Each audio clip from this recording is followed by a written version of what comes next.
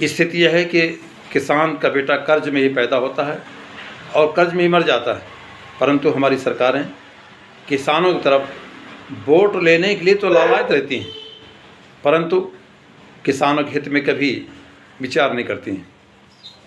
इसलिए अब निर्णय लिया गया है, जो किसान की बात करेगा वही देश पर राज करेगा।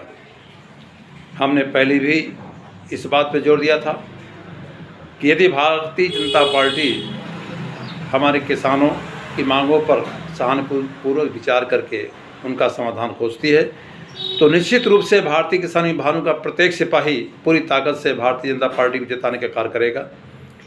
किंतु यदि इस बार भारतीय जनता पार्टी की केंद्र सरकार या प्रदेश सरकार किसानों की समस्याओं पर ध्यान नहीं देती, तो भारतीय किसान युवाओं का एक एक सिपाही पूरी ताकत से भारतीय जनता पार्टी को हराने का कार्य करेगा।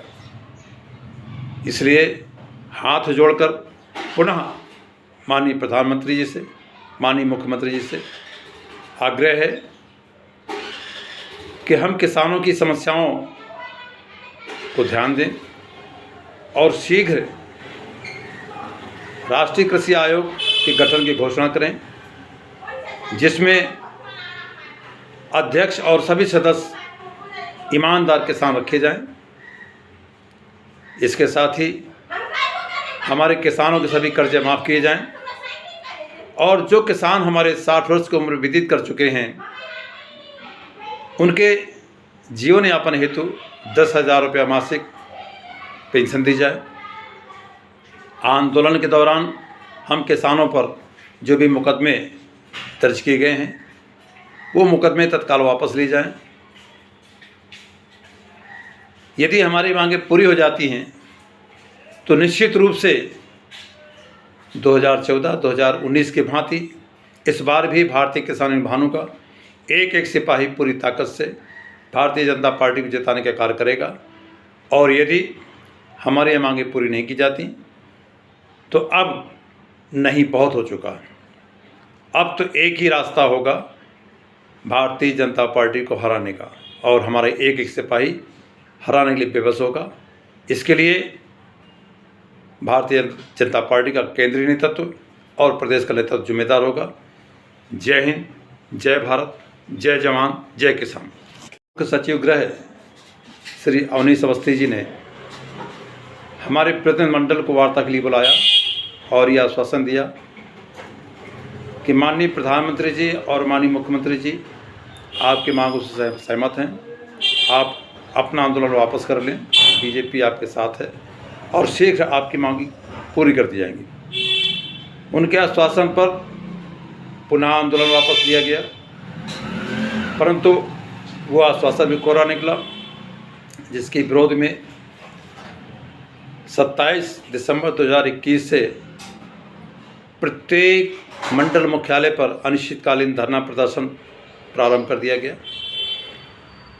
फिर भी माननीय प्रधानमंत्री जी और माननीय मुख्यमंत्री जी के कानों तक हमारी बात नहीं पहुंची, जिससे दुखी होकर के हमारे प्रदेश अध्यक्ष सम्मानित श्री योगेश प्रताप सिंह जी इमिलिया जिला फिरोजाबाद में स्थित हमारे प्रदेश कार्यालय में भूख हड़ताल पर बैठ गए।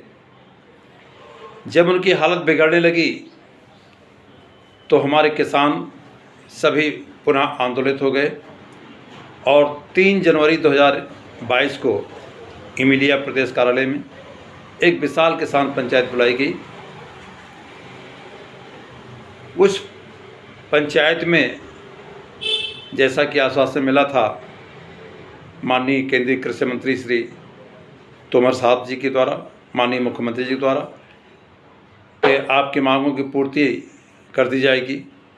इसी विश्वास पर हमारे मध्य माननीय केंद्रीय मंत्री श्री SP सिंह बघेल जी पधारे और फिर वही एक बार कोरा आश्वासन, उन्होंने यही कहा कि आपकी मांगें जायज़ हैं और इनको बहुत पहले पूरा हो जाना चाहिए था, परंतु हम माननीय प्रधानमंत्री से, माननीय मुख्यमंत्री से वार्ता करेंगे, आपकी बात पहुंचाएंगे और निश्चित रूप से आपकी मांगें पूरी हो जाएंगी।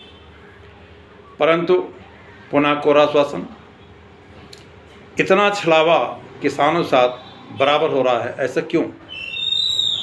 अब भारतीय जनता पार्टी के इन छलावों से, इन वादों से किसान बुरी तरह टूट चुका है।